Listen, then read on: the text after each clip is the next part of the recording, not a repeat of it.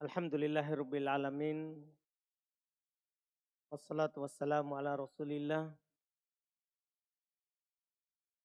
wa ala alihi wa ashabihi wa man tabi'ahum bi ihsan ila yaumiddin. Amma ba'd. Al-ikhwan wal akhwat jamaah salat maghrib rahimani wa rahimakumullah. Alhamdulillah pada malam hari ini kita melanjutkan kajian kitab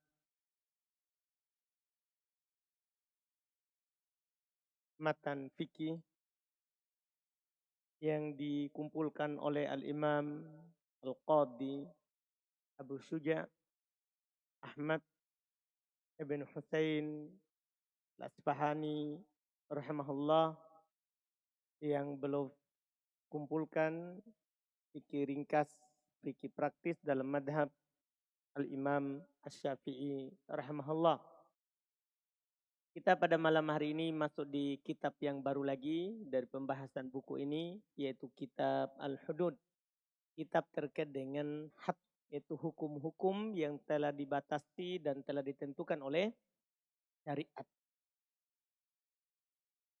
Dari zina, mencuri, ya, menuduh orang berzina, dan yang semisalnya. Kita baca, ini masih di pembahasan ya peradilan dari hukum orang yang melakukan pelanggaran dalam syariat. Kata bola az-zani, mulai dari zina. Az-zani ala dorbain. Pezina itu ada dua jenisnya dari orang yang jatuh dalam dosa ini.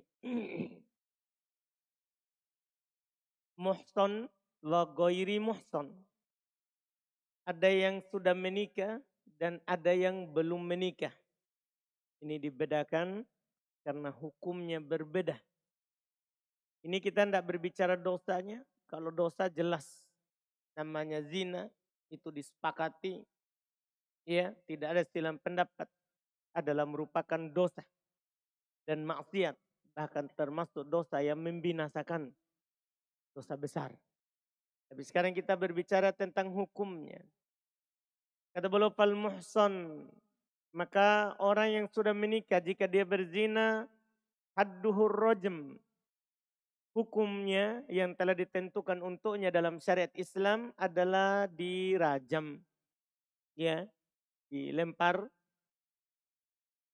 hingga mati. Itu hukumnya. Dan hukum ini tentunya tidak ada silang pendapat, ya, dari ahli fikih akan diperlakukan hukum rajam bagi orang yang berzina. Bagi orang yang berzina. Dalilnya sangat banyak. Kemudian wa ghairul muhsan, sementara yang belum menikah kalau dia berzina, hadduhu mi'atu jaldatin wa tagribu am. Ada hukumnya yang telah ditentukan untuknya adalah 100 kali cambukan dan diasingkan 1 tahun. Jadi beda hukumnya pezina yang sudah menikah dengan zina yang sudah belum menikah. Kalau yang sudah menikah, karena ini pelanggarnya besar sekali. Dia namanya orang sudah menikah, ada istrinya.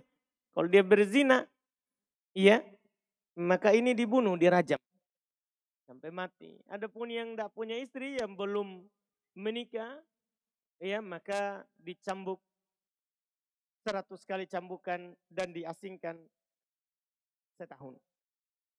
Kata Allah Subhanahu wa ta'ala, fajlidu kulla wahidin minhuma mi'ata jildah. Mi'ata jaldah. Cambuk setiap dari keduanya. Itu yang laki dan perempuannya. 100 kali cambukan. Demikian pula kata Nabi SAW, al-bikr bil-bikr. Perawan dengan Perawan. Kalau laki-laki apa dibilang? Pejaka. Perawan dengan pejaka. Jaldu mi'atin wa nafyu sanah.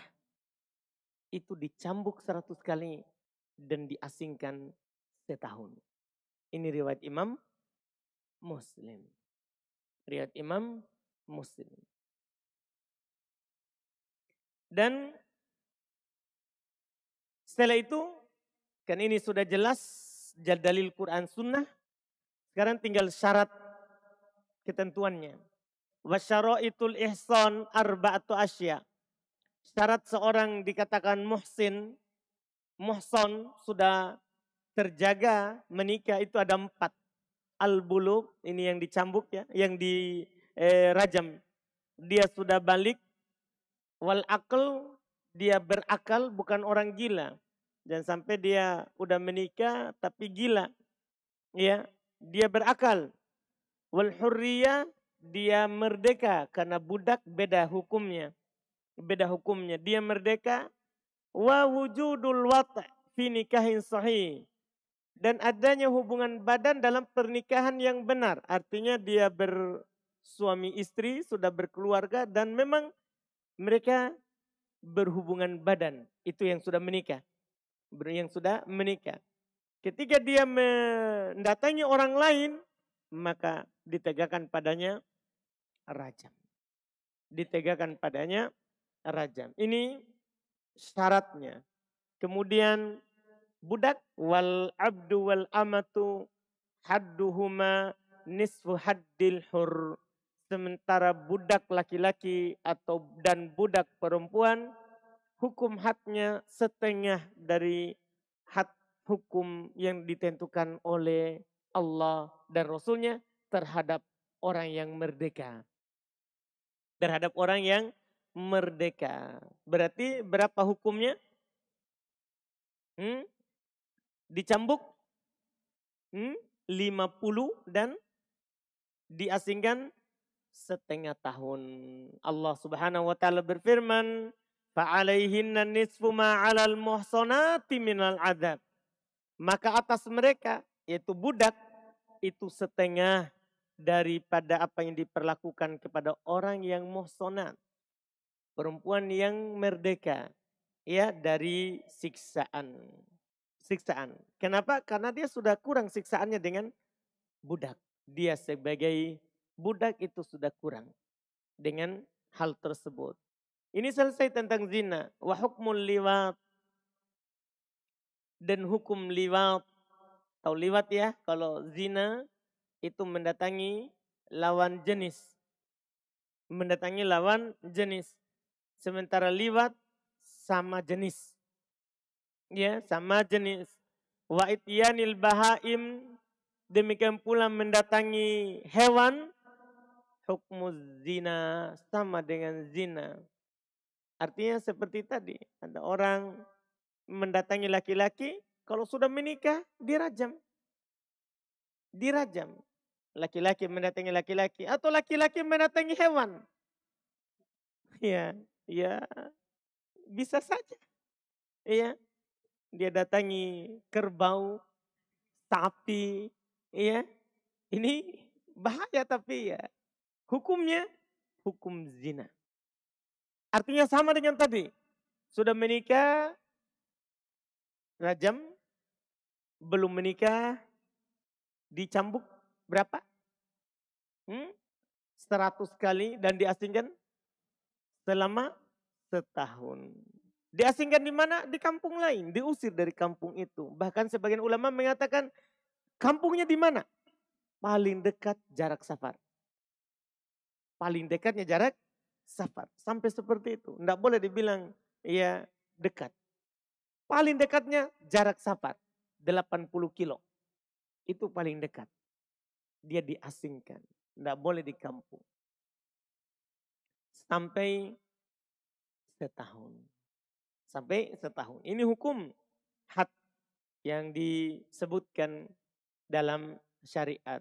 Ini yang belum sebutkan ini adalah pendapat mayoritas ya. Karena di sana ada juga ulama yang berpendapat liwat orang yang mendatangi sesama jenis, orang mendatangi binatang, itu dibunuh. Iya, dibunuh langsung. Mau menikah atau sudah belum menikah, dibunuh. Ada yang berpendapat seperti itu karena ada hadits yang mereka pakai bahwa Nabi SAW bersabda, "Man wajadtumuhu ya'malu amala qaumi Lut." Siapa yang kalian dapati orang yang melakukan perbuatan yang dilakukan oleh kaumnya Lut. Tahu kaumnya Lut ya, mereka suka sesama jenis. Perempuan suka perempuan, laki-laki suka laki-laki, na'udzubillah. Siapa di antara kalian yang mendapatkan orang yang melakukan amalan kaumnya Nabi Lut? Faqtulul fa'il wal maf'ul bih. Bunuh fa'il dan maf'ul bihnya. Tahu fa'il dan maf'ul bih? Pelaku dan yang dilakukan kepadanya. Iya, apalagi kalau dua-duanya pelaku. Iya. Jadi ini hadits yang mereka pakai yang menyatakan bahwa bunuh. Di lafaz lain dikatakan farjumul ala wal asfal. Rajam yang di atas dan yang di bawah. Paham Aldi? Tidak paham. Alhamdulillah. Rajam yang di atas dan yang di bawah. Nanti akan paham kalau sudah menikah. Rajam yang di atas dan yang di bawah. Ini tidak dibedakan. Ini hadits kalau sahih bisa dipakai berdalil. Ini riwayat Imam Abu Daud, At-Tirmidzi dan Ibnu Majah. Ya, hanya saja di dalam sanadnya ada kelemahan. Iya, sehingga para ulama tidak memegang pendapat ini. Maka pendapat yang lebih kuat yang di atas disamakan. Karena ini masuk dalam zina. Karena zina itu adalah tidak dilihat apakah laki-laki atau perempuan. Ya, sama hukumnya. Dia datangi perempuan zina, dia datangi laki-laki juga apa? Zina. Dia datangi hewan juga zina. Hukumnya sama.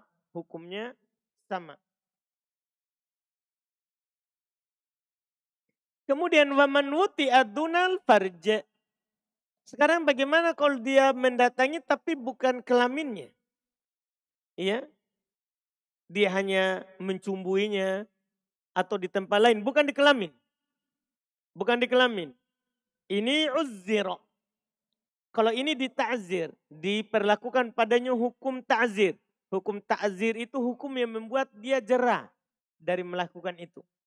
Dari melakukan hal itu. Wala yuhaddu, tidak masuk di hukum had. Karena hukum had itu khusus yang zina. Iya, dan para ulama karena ini dunal farj ini, iya, ada pembahasan seperti ini, maka mereka menyebutkan berarti apa batasannya itu zina? Apa batasannya itu? Iya, yang dikatakan dengan zina. Iya, maka macam-macam yang disebutkan oleh para ulama rahimahumullahu ta'ala terkait dengan hal ini. Dan yang paling bagusnya yang mewajibkan had adalah kata mereka ilaju qadr al-khashafah minadz zakar fi farjin muharramin. Ya. Dia adalah memasukkan kadar khashafah. Kadar itu yang dipotong daging kulitnya. Tahu tak? Kan ada laki-laki itu disunat. Yang dipotong adalah itu kulit depannya. Semua antum pahamlah itu. Iya, tidak usah saya gambarkan. Jadi kapan masuk? Tidak harus masuk semua. Yang penting masuk itu apa nih itu? Baik, masuk kepalanya itu.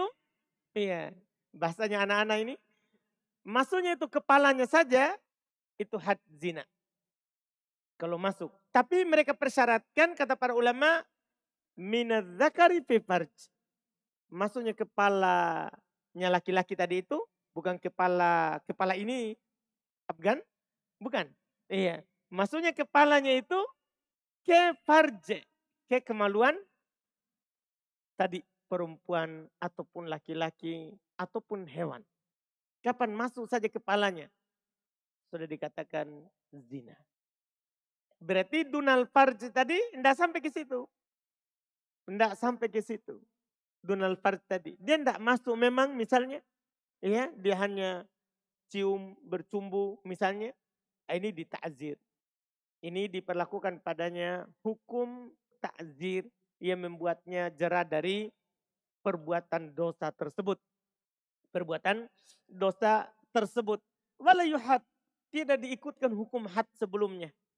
Artinya kalau dia sudah menikah tidak dirajam. Kalau dia belum menikah tidak dicambuk 100 kali. Ya, tidak diikutkan ke hukum had. Tidak diikutkan ke hukum had. Terus wala yablughu ta'zir adanal hudud. Terus ta'zirnya tidak boleh melewati hukum hadnya. Tidak boleh. Misalnya kalau hukum hadnya kan dicambuk 100 kali. Diasingkan setahun. Tidak boleh melebihi itu. Namanya hukum ini kan efek jera. Bukan menghukum seperti yang tadi. Bukan menghukum seperti yang melakukannya. Ini ketentuan hukum had ini di pengadilan. Ini di pengadilan. Sekarang selesai. Sekarang bagi yang menuduh orang lain berzina. Itu bagi pelaku. Sekarang wa idza qadhafa ghairahu bizina. Kalau faslun pasal wa idza qadhafa ghairahu bizina. Kalau dia menuduh selainnya telah berzina, fa alaihi haddul qadh. Maka baginya had hukum qadh. Hukum tuduhan. Karena orang kalau dia hanya menuduh dengan syarat yang akan disebutkan oleh penulis sebentar, kalau dia hanya menuduh saja, maka diwajibkan padanya hukum had. Diwajibkan padanya hukum had. Tinggal sekarang ya, tinggal kita perhatikan hukum hadnya. Disebutkan di surat An-Nur terkait dengan hukum had seorang yang menuduh orang lain berzina dengan syarat nanti dia tidak bisa mendatangkan 4 orang saksi. Dengan syarat dia tidak bisa mendatangkan 4 orang saksi. Allah Subhanahu wa ta'ala telah menjelaskan hukum tentang mereka.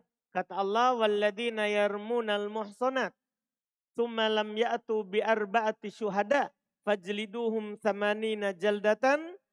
Ya, orang yang menuduh wanita-wanita yang baik, yaitu wanita terjaga berzina. Ya, dia tuduh dia berzina. Maka ketika mereka tidak bisa mendatangkan 4 orang saksi, maka cambuklah mereka 80 kali cambukan. Itu hukumnya. Ada orang menuduh orang lain berzina. Terus dia tidak punya saksi. Dia tidak punya saksi. Maka yang menuduh ini dicambuk. 80 kali cambukan. Ini terkait dengan badannya. Setelah itu wala taqbalu lahum syahadatan abada wa ulaika humul fasikun. Mereka tidak diterima lagi persaksiannya selama-lamanya dan mereka lah orang-orang fasik karena berani menuduh kehormatan orang lain. Berani menuduh kehormatan orang lain, tidak boleh. Dan ini ada syaratnya. Baru dicambuk 80 kali cambukan. Kata beliau wasyara'ituhu tsamaniyah. Syaratnya ada 8. Jadi tidak sembarang langsung. Oh kau tuduh orang lain. Oh langsung dicambuk. Ayo kita ikat di bawah. Kita cambuk. Ada syaratnya. Pertama kata beliau salah satu fil qadhif. Ada 3 syarat pada yang menuduh. Ayakuna baligon. Dia harus orang yang sudah balik. Kedua akilan harus dia berakal. Wa alla yakuna walidal makdzub. Dia bukan orang tua dari yang dituduh. Bukan orang tua. Karena tidak boleh mencambuk orang tua dengan anak. Dengan anak. Tidak boleh. Sebagaimana tidak boleh membunuh bapak karena dia membunuh anak. Dia membunuh anak yang sudah lewat bersama kita. Jadi ini syarat orang yang menuduh. Harus dia orang yang berakal, sudah balik dan bukan orang tua dari yang dituduh. Kemudian wa khamsatun fil maghdub. Dan ada 5 syarat untuk yang dituduhkan kepadanya. Jadi ini harus ketemu 2 syarat ini. Syarat yang menuduh dan syarat yang dituduh. Ayyakuna musliman, yang dituduh itu muslim. Baligon, sudah juga balik. Wa akilan, dia berakal. Hurron, merdeka. Afifan, dia orang baik-baik. Iya, kalau dia memang bukan orang baik-baik, ini tidak berlaku. Tidak berlaku. Ini memang dia ini orang baik-baik. Kemudian dituduh. Maka ditegakkan tadi kalau tidak mendatangkan 4 saksi. 4 saksi. Wa yuhaddul hur samanina. Maka orang yang merdeka dicambuk 80 tadi. Sudah lewat di ayatnya. Wal abdu arba'ina. Sementara budak itu 40 karena setengah. Budak 40 karena apa? Setengah dari yang merdeka. Terus wayaskutul had. Hendak dicambuk dia 80 kali. Jatuh ini had. Al-qadhab bisalah satu asya dengan 3 perkara. Pertama iqamatil bayyinah. Dia menegakkan bukti. Dia bisa datangkan. Ini dia berzina. Siapa saksinya? Dia datangkan 4 orang. Dia datangkan 4 orang. Apalagi yang saksi sekampung. Ini selesai masalah. Ini dia datangkan 4 orang. Kalau dia datang hanya 3 orang saja, dicambuk. Tapi kalau dia tegakkan 4 orang saksi, maka batal dicambuk. Ini yang kena hukum. Berarti ini dia berzina. Kalau sudah menikah, dirajam. Kalau belum menikah, dia yang dicambuk berapa? 100 kali. Dan diasingkan setahun. Jadi kena kalau dia mampu menegakkan bukti, saksi. Kemudian jatuh juga walaupun dia tadinya tidak bisa menegakkan saksi, bisa juga hilang cambuk 80 kali. Afil makdub. Kalau yang dituduh ini memaafkan. Misalnya ada orang menuduh orang lain, tidak bisa menegakkan bukti. Dia mau dicambuk 80 kali. Si yang dituduh, saya maafkan saja. Sudah, jatuh hukum had. Tidak ada hukum had lagi. Kemudian wali'an fi haqqi zaujah.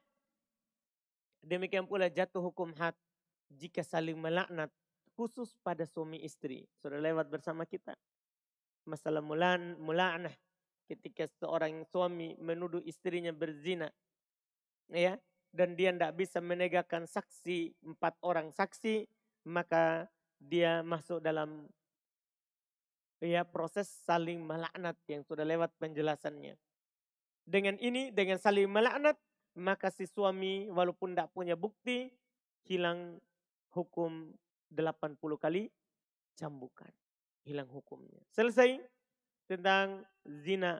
Berikutnya wasyartu wamin faslun waman syariba khamron au syaraban muskiron hudda arba'ina.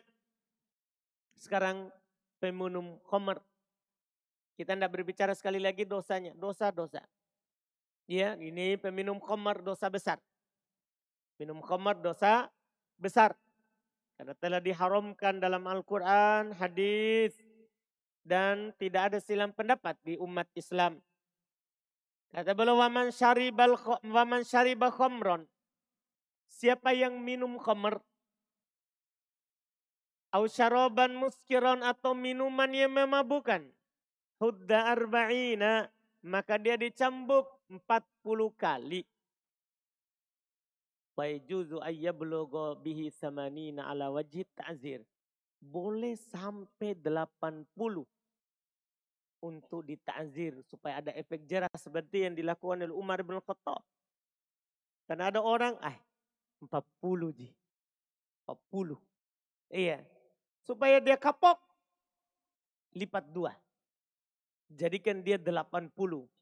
Ndak kapok juga. Tambah lagi 40. 120. Ndak kapok juga. Tambah lagi. Sampai keluar dari kepalanya itu hayalan saja untuk mabuk. Untuk minum minuman yang memabukkan. Dan ini dicambuk di depan umum. Semua hukum had itu dilakukan di depan umum. Itu semua hukum ini. Ya tidak disembunyi-sembunyi. Di depan umum. Supaya orang ada efeknya. Karena kalau disembunyi-sembunyi juga tidak ada. Orang tidak berhenti. Dan kalau dilakukan di depan umum, ada namanya orang rasa malunya. Ada rasa malunya. Memang waktu minum khamar tidak malu. Kan tidak ada keimanannya, hilang. Demikian pula pezina. Kadang waktu zina tidak malu karena tidak ada keimanan. Tapi kalau sudah lewat, ada rasa malunya. Ada rasa malunya. Ini dilakukan semuanya di depan umum. Dilakukan semuanya di depan umum. Jadi inilah hukum orang yang minum khamar. Ini orang yang melakukan minum khamar, hukumnya dicambuk 40 bisa sampai 80 untuk membuat efek jerah padanya. Wa yajibu alaihi bi ahadi amroin. Wajib padanya dengan dua perkara.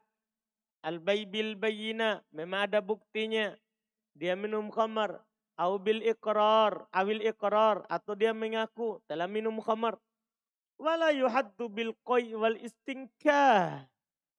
Dan ya tidak dihukumi dengan hukum had 40 kali cambukan dengan dia muntah atau dengan bau khamar.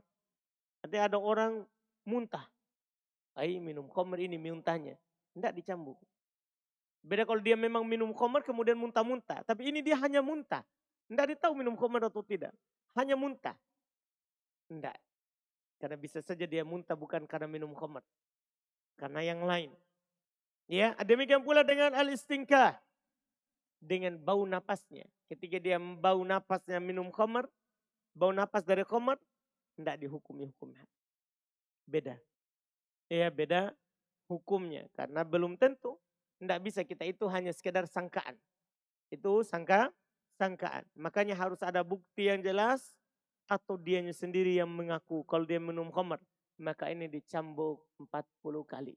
Paling sedikitnya. Dicambuk 40 kali. Kemudian kata beliau selesai hukum khamar. Pasal sekarang pencuri. Wa tuqta'u yadus sariki bisittati syara'id. Dipotong tangannya pencuri dengan 6 syarat. Ayakuna baligon, dia sudah berusia balik. Akilan, dia berakal, bukan orang gila. Wa ayasriqa nisaban qimatuhu rubu' dinar. Dia mencurinya harus terpenuhi nisab. Yaitu berapa? Yaitu seharga 1/4 dinar. Seharga 1/4 dinar. 1 dinar itu nilainya kalau kita gramkan 4,25 gram. 1 dinar. Itu 4,25 gram. Jadi sekarang kalau dia mencuri nilainya 1/4 dinar emas. 1/4 nilainya. 1/4. Tadi kan 1 dinar berapa?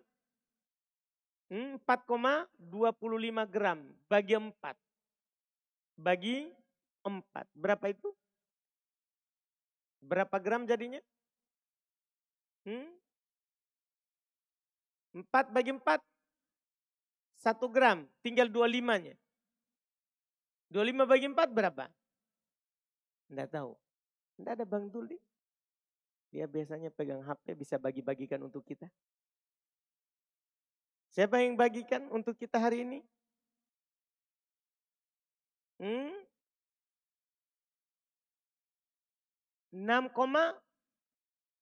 banyaknya. Nah, 1 dinar. 4 gram, 25. Kok jadi 6? Berarti itu bukan 1/4. Oh 1,6. Gitu? Gitu? Ya. 1,0 dinar. Gram. Berarti kalau dia mencurinya berarti 2 gram, sudah kena. Potong tangan. Karena 1,026 gram sudah kena hukum had. Nilainya. Misalnya kalau dia mencuri uang sekarang, ya berarti nilaikan dengan harga dinar. Harga emas sekarang. Ya, 1 gram emas sekarang berapa? Enggak tahu juga. Kita bukan penjual emas ini. Iya, alhamdulillah. Jadi tinggal diukur tadi nilainya. Maka dia kena hukum had. Potong tangan. Terus nilainya ini yang tadi itu min hirzin mitlihi. Dia mencuri di hirz. Di tempat yang terjaga. Kalau dia ambil, dia jatuh di jalanan, enggak masuk. Iya, kan ini orangnya enggak jaga. Dia jatuh, itu namanya lukotoh, barang temuan. Jadi harus memang dia ambil di tempat yang dia jaga. Yang biasanya di situ penjagaan yang semisalnya. Iya, maka ini baru jatuh hukum had. Kemudian la milka lahu fi, tentunya yang tidak ada kepemilikan padanya, tidak ada kepemilikan untungnya terhadap barang itu. Adapun kalau barang itu sebenarnya punyanya, tapi orang curi, tidak apa-apa dia curi kembali. Itu punyanya. Itu adalah punyanya. Iya. Itu tidak masuk dalam hukum had. Tidak boleh nanti datang bilang, dia mencuri barangku. Di mana? Yang saya simpan di rumah. Tapi punya dia memang. Itu tidak jadi. Iya. Itu tidak jadi hukum had. Kemudian wala subhatalahu fi malil masruki minhu. Dan tidak ada subhat. Tidak ada kerancuan untuknya dalam harta yang dicuri itu darinya. Artinya bukan harta subhat. Bukan harta apa? Subhat. Jadi harus jelas memang dia itu punyanya. Itu adalah harta punyanya, kemudian orang lain curi.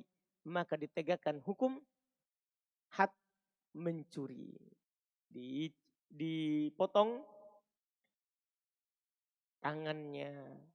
Dipotong tangannya. Potongnya di mana? Beliau jelaskan. Watu qata'u yaduhul yumna minal qu'. Dipotong tangan kanannya dari ini namanya pergelangan. Ya, dipotong di pergelangannya ini. Iya. Ini kalau dia mencuri baru sekali. Wa in saraqa tsaniyan, kalau dia mencuri kedua kalinya, quti'at rijluhul yusra, maka dipotong tangan kaki kirinya. Sama juga di bawah di pergelangannya ini, pergelangan kakinya. Karena orang mencuri itu dipotong bersilang. Tangan kanan dulu, baru kaki kiri. Dipotong secara bersilang. Kanan, kiri. Wa in sarqa salisan. Kalau dia masih mencuri ketiga, sudah potong kanan. Karena orang kalau sudah dipotong, dia bilang kira dirinya, hebat saya ini. Potong. Sudah potong kakinya, potong tangannya, mencuri lagi ketiga kalinya. Quti'at yaduhul yusra. Dipotong tangan kirinya. Tadi wa in saraqa rabi'an, kalau mencuri lagi keempat kalinya, sudah dipotong 3 itu, maka quti'at rijluhul yumna, dipotong kaki kanannya. Wa in saraqa ba'da dzalik, kalau mencuri lagi setelah itu, kan ini sudah keterlaluan. Tangannya sudah dua-duanya terpotong, kakinya juga sudah dua-dua. Yang ini zero, dia ditakzir. Ya, orang yang seperti ini diberikan hukum ta'zir. Hukum ta'zir itu sekarang masuk penjara, itu namanya hukum ta'zir. Hukum ta'zir. Penjara itu dimasukkan dalam bentuk hukum ta'zir. Hukum ta'zir. Itu yang dilakukan. Iya. Ini kalau mencurinya biasa. Dia mencuri biasa. Adapun mencuri dengan terang-terangan, rampok. Ini lain lagi hukumnya. Dia merampas barang di jalanan, terang-terangan. Dia rampok. Nah, ini lain hukumnya. Lebih besar. Ini tadi itu mencuri sembunyi-sembunyi. Kalau terang-terangan lain, kata beliau wa qutta'ut thariq. Adapun qutta'ut thariq, perampok yang memotong jalanan. Seperti apa itu? Begal, itu dibilang. Beda hukumnya itu. Karena sudah mencuri, ada melampaui batas. Beda hukumnya. Kata beliau, ala arba'ati aujuh. Maka dia di atas 4 sisi. In qatalu walam ya'khudul mal kutilu. Kalau dia merampok hanya membunuh, tapi tidak ambil harta. Dia hanya bunuh saja terus dia lari. Kutilu. Ini hukum hadnya dibunuh. Perampoknya. Wa in qatalu wa akhudul mal. Ini lebih parah. Kalau dia bunuh terus ambil harta. Maka kutilu wa sulibu. Orang seperti ini dibunuh dan disalib. Dibunuh dan disalib. Itu dipotong tangannya, kakinya secara bersilang. Potong tangan kakinya secara bersilang. Ini paling parah. Sudah membunuh, mengambil harta. Iya. Terus wa in akhadul mala walam yakutulu. Kalau dia ambil harta tapi tidak membunuh. Dia hanya merampas harta. Tidak membunuh yang punya harta. Maka tuqta'u aidihim wa arjulahum min khilaf. Maka langsung dibunuh, dipotong tangan dan kaki mereka secara bersilang. Langsung begitu.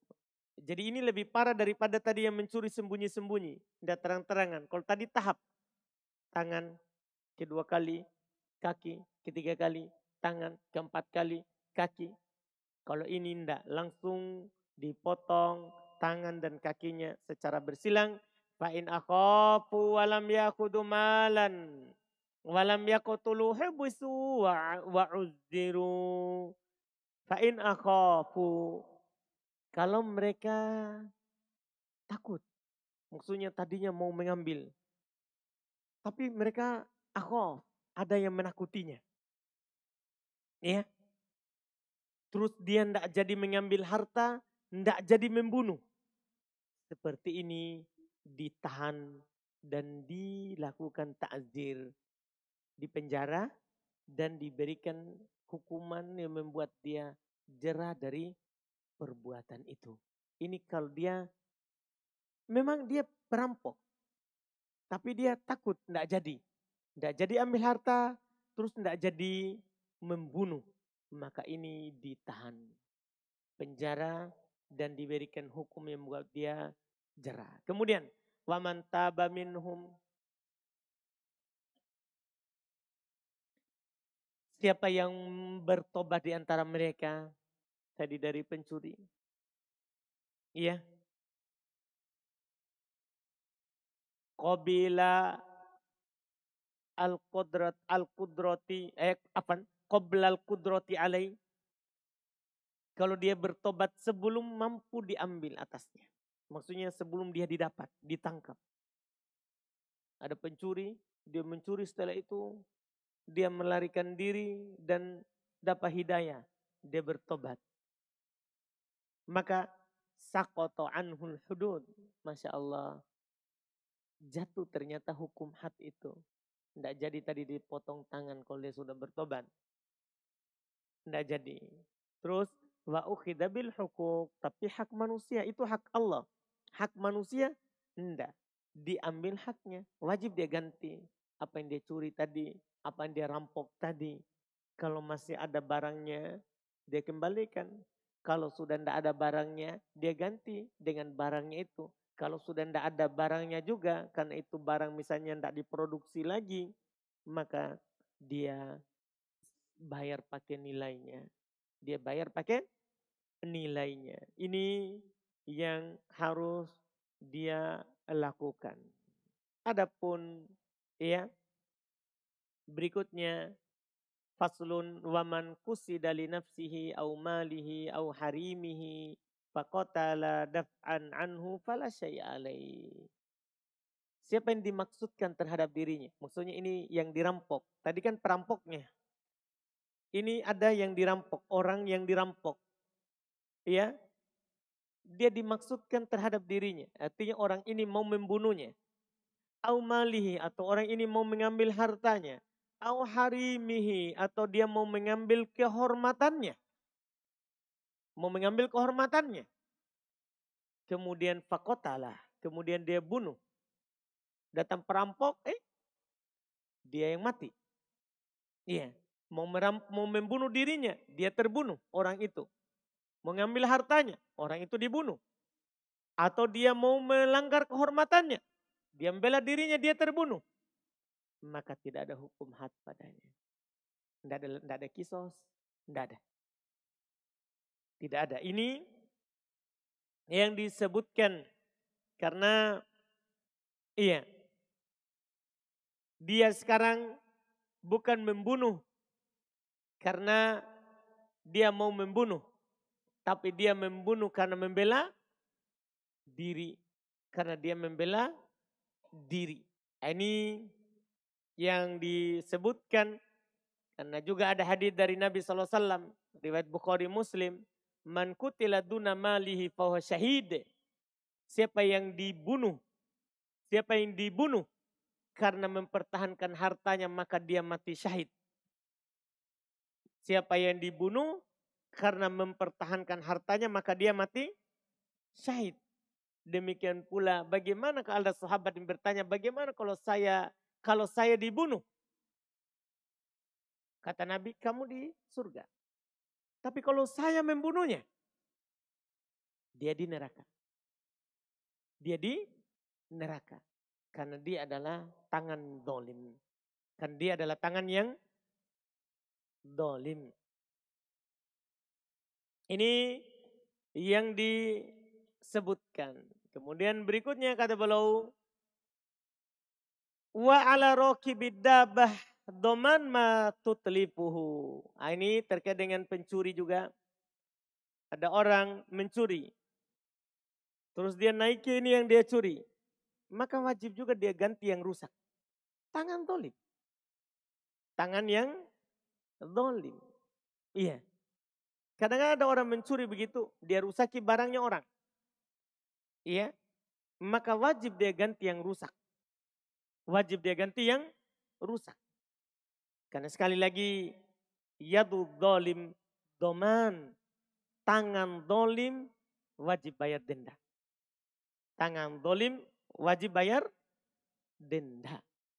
Terhadap yang dia rusaki. Terhadap yang dia rusaki.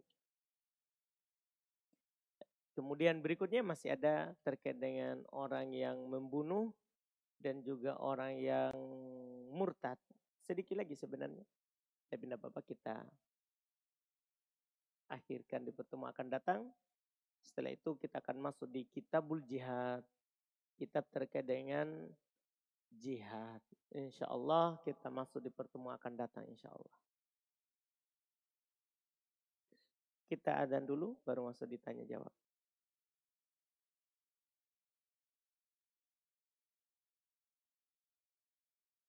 Kita lihat sini ada beberapa pertanyaan.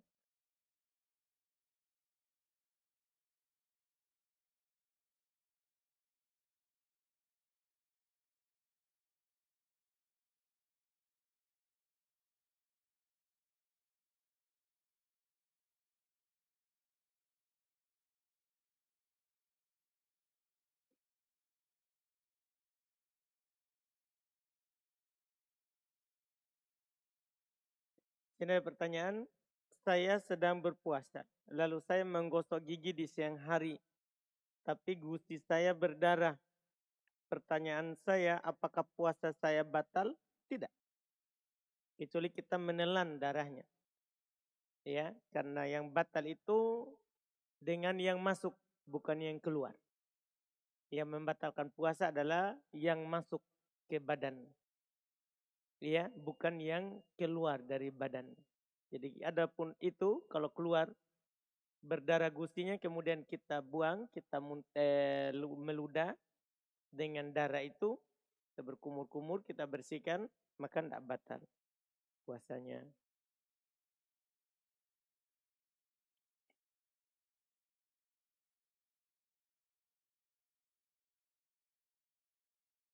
Bila sementara saat sholat jamaah sedang berlangsung dan tiba-tiba mati lampu, bagaimana dengan kelanjutan sholat berjamaah di akhwat yang tidak mampu mendengar suara imam lagi?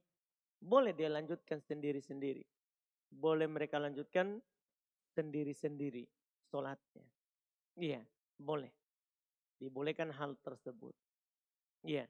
Dan boleh juga kalau ada satu yang menjadi langsung pengganti imam. Karena sekarang dia putus seperti orang yang putus dari imam. Imamnya putus, kalau keluar imamnya boleh diganti oleh makmum. Jadi boleh langsung satu orang menjadi imam. Menjadi imam di tengah di antara mereka.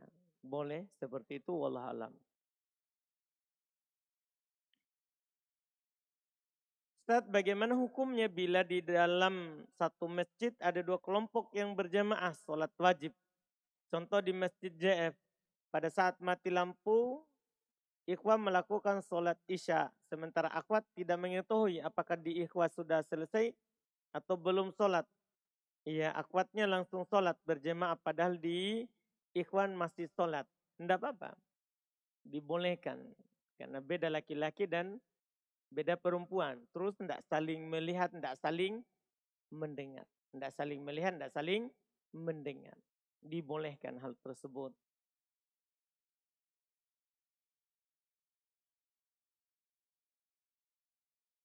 Apa hukum makan di tempat makan yang menjual khamr?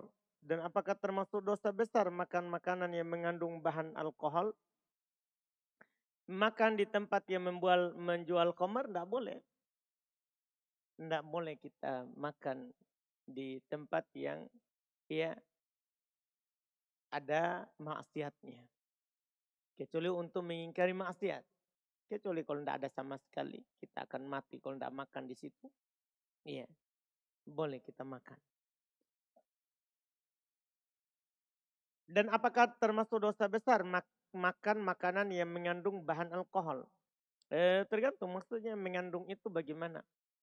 Mengandung itu bagaimana. Iya, perlu dijelaskan bagaimana kata mengandung. Apakah karena dia ada bumbunya, ada alkohol? Atau bagaimana? Atau makanan itu dituangkan padanya alkohol? Itu perlu diketahui. Adakah waktu terbaik menghitankan anak? Jika ada, kapan? Tidak ada ditentukan waktu utama dalam hal ini. Ya, yang jelas paling lambatnya adalah sebelum dia berusia balik. Sebelum dia berusia balik. Iya, itu waktu batasan khitan. Hukum, kemudian pertanyaan kedua, hukum menyukai postingan yang di dalamnya ada kemungkaran. Misal wanita yang tidak menutup aurat dan bermusik, ya asalnya jangan. Karena itu menunjukkan kita ridho. Menunjukkan kita ridho terhadapnya. Itu kalau terkait dengan perbuatannya, orangnya. Ya, adapun kalau dia terkait dengan manfaatnya, dia menyampaikan kebaikan tapi tidak berjilbab misalnya. Ya kita kasih suka karena penyampaiannya, bukan karena orangnya. Adapun disertai musik tadi itu agak berbahaya.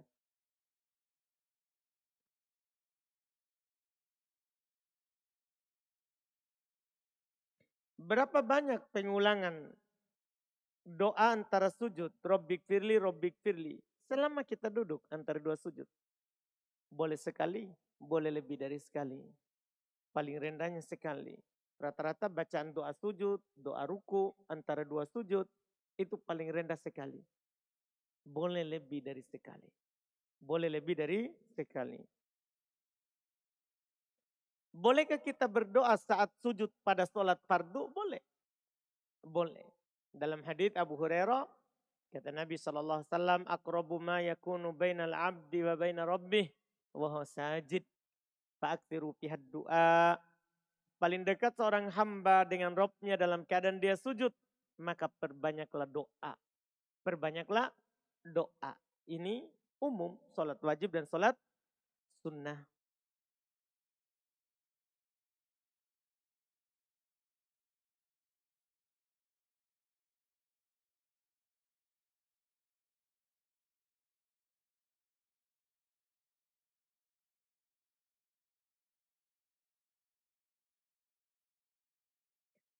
Sini ada pertanyaan, apakah batal wudhu jika menyentuh kemaluan atau tidak sengaja menyentuh kemaluan? Para ulama berselisih pendapat, ada dua pendapat terkait dengan menyentuh kemaluan. Apakah membatalkan wudhu ada atau tidak membatalkan wudhu? Di antara para ulama ada yang mengatakan menyentuh kemaluan membatalkan wudhu. Karena Nabi SAW bersabda, "Man massa dzakarahu falyatawaddo." Siapa yang menyentuh kemaluannya maka hendaklah dia berwudu. Itu menunjukkan batal. Sementara ulama lain lagi, pihak kedua dari ulama lain lagi, dari ulama madhab, mereka mengatakan menyentuh kemaluan tidak membatalkan wudu. Karena Nabi pernah ditanya, seorang menyentuh kemaluannya. Ya, kata Nabi, "A'alaihil wudu?" Beliau ditanya apakah wajib baginya berwudu. Kata Nabi, "La, innama huwa bad'atun minka." Tidak, itu hanya anggota badan. Itu hanya anggota badanmu. Dua dalil ini adalah hadis yang sahih. Semuanya disahihkan oleh Syekh Al-Albani rahimahullahu ta'ala. Ya. Di sebagian para ulama, dua pendapat ini saling membantah juga. Ada mengatakan bahwa hadis yang pertama sudah mansuh, dihapus oleh hadis yang kedua. Sehingga tadi mengatakan batal menjadi tidak batal. Tapi mengatakan ini hukum telah dihapus itu butuh dalil lagi. Butuh ditahu tanggal, mana yang lebih duluan, mana belakangan. Tidak sembarang orang bilang ini terhapus, ini dihapus, ini yang menghapus. Tidak boleh. Harus ada tanggal keluarnya. Mana yang lebih duluan, mana yang belakangan. Supaya ditahu. Ini tidak ditahu. Mana yang lebih duluan, mana yang belakangan. Atau kalau tidak ada tanggalnya, harus ada nas dari sahabat. Yang menyatakan bahwa ini, misalnya dia bilang, ini kami waktu di Madinah. Atau ini kami waktu haji wada. Maksudnya begitu, itu kan ditahu mana yang belakangan, mana yang duluan. Di sini juga tidak ditahu. Makanya Syekhul Islam Ibn Taimiyah rahimahullahu ta'ala lebih memilih thariqatu al-jam'i, ya, cara dikompromikan. Karena cara pertama ketika ada hadis yang bertentangan adalah kompromikan dulu. Kalau tidak bisa, baru lihat apakah terhapus atau dihapus. Kalau tidak ditahu juga, maka baru nanti ditarjih. Lebih dirojikan salah satunya. Cara merojikan tergantung juga. Siapa yang meriwayatkan. Bukhari Muslim lebih dikedepankan daripada selain Bukhari Muslim. Atau Bukhari Muslim lebih dikedepankan daripada Muslim saja atau Bukhari saja. Atau Bukhari lebih dikedepankan daripada Muslim. Itu cara mentarjih. Memilih mana yang lebih rojih. Walaupun sama-sama sahih. Tapi semua langkah ini adalah ketika tidak bisa dikompromikan. Kalau bisa dikompromikan, itu kita amalkan. Karena beramal dengan dua hadis lebih utama daripada kita beramal dengan satu hadis yang lainnya kita hilangkan. Nah, sama-sama sahih. Beda kalau satunya dhaif, satunya sahih. Selesai kita amalkan yang sahih, dhaif kita buang. Karena hadis dhaif kata Al-Hafidz Ibnu Hajar rahimahullahu taala yutrah. Hadis dhaif itu dibuang, bukan diamalkan. Hadis dhaif itu dibuang, bukan diamalkan. Sekarang sama-sama sahih, maka dikompromikan. Bahwa orang yang menyentuh kemaluannya itu tidak membatalkan wudhu, tapi sunnah berwudhu. Siapa yang menyentuh kelamin, tidak batal wudhunya. Tapi sunnah dia berwudhu.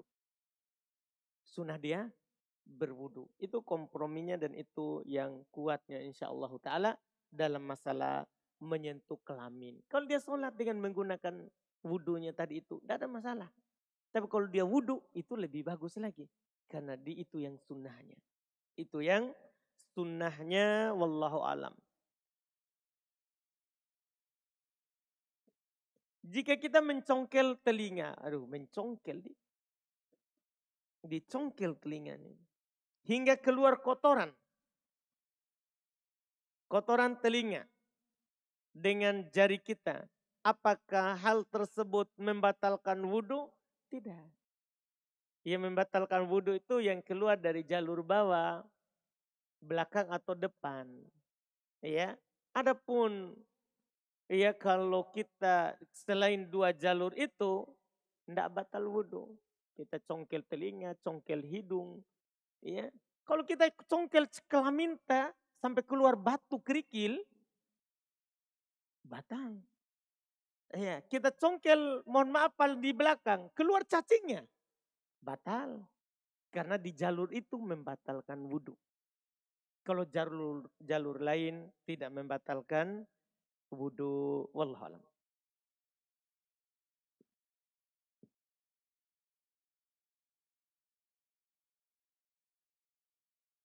Bisakah membaca dzikir alhamdulillah ketika junub belum sempat mandi? Boleh, jangan alhamdulillah, semua dzikir boleh. Subhanallah, la ilaha illallah, semua dzikir boleh kita ucapkan dalam keadaan junub. Dalam keadaan junub. Di hadits Aisyah riwayat Muslim. Kata Aisyah, kana Nabi sallallahu alaihi wasallam yadhkurullaha fi kulli ahyani. Adalah Nabi sallallahu alaihi wasallam berzikir kepada Allah setiap keadaan. Setiap keadaan belum berzikir kepada Allah. Jadi boleh kita berzikir walaupun kita junub. Walaupun kita haid. Seorang perempuan kalau lagi haid, boleh dia berzikir kepada Allah seperti biasa. Zikir pagi petang, boleh. Boleh. Dia lakukan.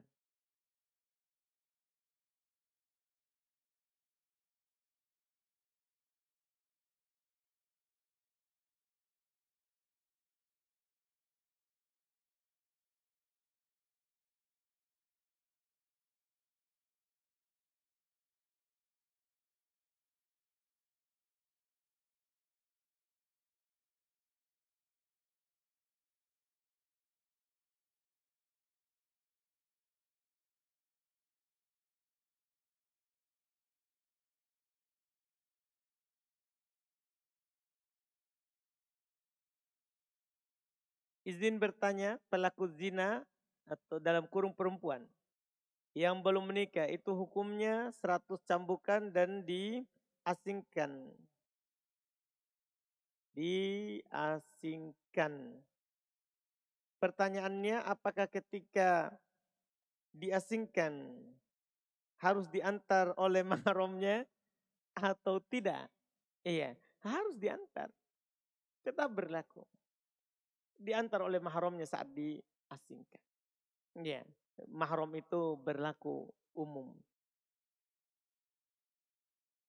Apakah di masjid ada setan atau jin? Ada setan di mana-mana. Di dirimu ada setan. Ya, setan itu yajri fi bani Adam majrod dam. Setan itu berjalan di anak Adam di darahnya. Dia berserikat dengan anak Adam dalam seluruh perbuatannya. Iya, berserikat. Datang di masjid. Makanya kata Nabi SAW, idza adzana al-muadzin farra syaitan walahu durut. Hadis Abu Hurairah Bukhari Muslim. Jika muadzin adzan, maka syaitan akan lari dalam keadaan punya kentut. Kentut itu durot. Durot itu kentut yang berbunyi. Jadi dia diadzan. Dia lari. Kalau selesai adzan, datang. Bisikan kepada orang sholat, ingat inimu itumu, ingat semuanya. Pokoknya apapun itu disuruh ingat oleh setan. Ya, semuanya dikasih ingat. Biar yang dilupa-lupa. Ya, ingat kamu belum menikah, kapan kamu menikah. Pokoknya dikasih ingat semuanya. Yang sudah menikah ingat kamu baru punya satu. Kapan dua? Oh semua tergantung. Setan pintar, dia kan tahu kita condongnya kemana. Dan itu dia akan bisikan. Pedagang ke dagangannya, petani ke pertaniannya, ke orang yang melakukan hal-hal yang dia lakukan ke situ. Dia akan datang begitu. Kalau komat, lari lagi. Adzan, selesai komat, datang lagi. Dia bisik. Iya, jadi ada di masjid. Apabila ada, ini sambungannya, dan apabila ada, apakah setannya itu muslim atau non muslim? Enggak tahu, saya enggak tanya. Saya belum pernah bertanya kepadanya.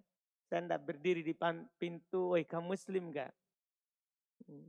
Itu urusannya orang. Alhamdulillah, wallahualam. Saya tidak tahu. Alhamdulillah, habis? Ayo, enggak tanya lagi. Kita tutup. Subhanallah bihamdik. Asyhadu an la ilaha illa anta astaghfiruka wa atubu ilaik. Alhamdulillah.